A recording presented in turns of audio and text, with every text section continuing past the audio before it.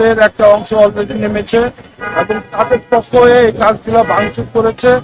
রিক্সাওয়ালাদের সাহস হয় নাই কোনো গাড়িতে ভাঙবে, জ্বালাও পোড়াও, কিভাবে জ্বালায় রিক্সাওয়ালা এটা জানা না। এটা প্রশিক্ষণ বিএনপি জামাতের অলরেডি ভিডিও করা আছে, ভিডিও দেখে দেখে তাদের বিরুদ্ধে আইনগত ব্যবস্থা।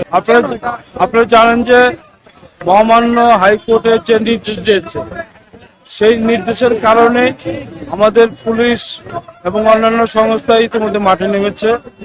অটোরিকশা ঢাকা শহরে বা যেখানে হোক না কেন চলতে পারবে না। অটোরিকশার কারণে প্রতিদিন যে অ্যাক্সিডেন্টগুলো হচ্ছে সেগুলোর নজর কেড়েই মহামান্য হাইকোর্ট নির্দেশ দিয়েছে রিক্সাগুলো বন্ধ থাকবে, অটোরিকশা। তো সেই সুবাদে তারা রিক্সাওয়ালারা রাস্তায় নেমেছিল, 10 নম্বর গোল চেক করে তারা ওখানে ব্যারিকেড দিয়েছিল, কালশিতে এখানে ব্যারিকেড দিয়েছে এবং বিভিন্ন জায়গায় ব্যারিকেড দিয়েছে। আজকে ইতিমধ্যে 10 নম্বরে রিক্সার যে মালিক যারা আছে, রিক্সা চালক যারা আছে, প্রতিবন্ধী যারা আছে, অসহায় ক্ষুধার্ত মানুষ যারা আছে, তাদের সাথে আমি আলাপ করে আমি ডিসিশন দিয়েছি, যেহেতু মহামান্য হাইকোর্ট নির্দেশ দিয়েছে সেই হাইকোর্টের নির্দেশ সবাইকে পালন করতে হবে এবং রিক্সা শ্রমিকরা বলছে হ্যাঁ আমরা ওইটা মানি। আমি বললাম যদি মহামান্য হাইকোর্ট যদি রায় দিয়ে থাকে সেখানে কেউ কোনো কিছু বলার নাই।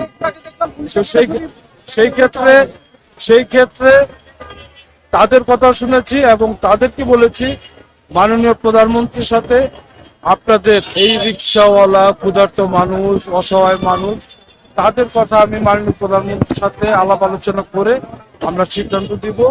যার কারণে 10 নম্বর থেকে তারা উঠে আসার পরেও আমরা দেখেছি বিভিন্ন গাড়ি ঘোড়া ভাঙছে। আমাদের পুলিশ ভারী কালচিন করে এখানে পুলিশের উপরে হামলা করেছে, এখানে জনগণের প্রতি হামলা করেছে, গাড়ি ভাঙচুর করেছে, পুলিশের ফাঁড়ি জ্বালিয়ে দিয়েছে। এই যে এত ঘটনা ঘটেছে, আসলে এইখানে রিক্সাওয়ালারা আসে নাই, এখানে আরেকটা বিএনপির একটা গ্রুপ এসে এই জ্বালাও পোড়া করেছে। আর তারা জানে যে জ্বালাও পোড়া করে আন্দোলন বাড়বে। এই সামান্য রিক্সাওয়ালাদের ইস্যু নিয়ে তারা যদি বিএনপির অলরেডি আমাদের কাছে ভিডিও ফুটেজ সহ আছে এবং কারা কারা ছিল তাদের নাম সহ আমরা উল্লেখ করে দেব এবং রিক্সাওয়ালাদের বিষয়টা আমরা দেখব। মাননীয় প্রধানমন্ত্রীও অসহায় ক্ষুধার্ত মানুষের কথা চিন্তা করেন, প্রতিবন্ধীর কথা চিন্তা করেন, করোনার সময় বাংলাদেশের প্রতিটা মানুষের কথা চিন্তা করেছে।